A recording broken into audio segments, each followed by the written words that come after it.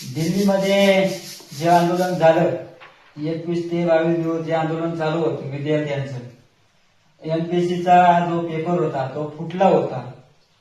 paper फुटल्यामुळे दिल्लीमध्ये जे आंदोलन झालं की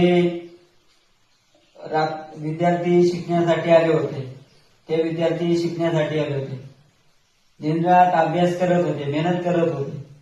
अभ्यास करून इतका अभ्यास केला तरी तो पेपर फुटला आणि फुटल्यामुळं विद्यार्थ्यांचं स्वप्न कुठंतरी सारसूप झालं आणि त्याच विद्यार्थ्यांवर त्या दिल्लीमध्ये आंदोलन चालू असताना त्याच विद्यार्थ्यांवर लाठीचार्ज केला, डोक्यामध्ये काट्या घातल्या, पाठीमध्ये काट्या मारल्या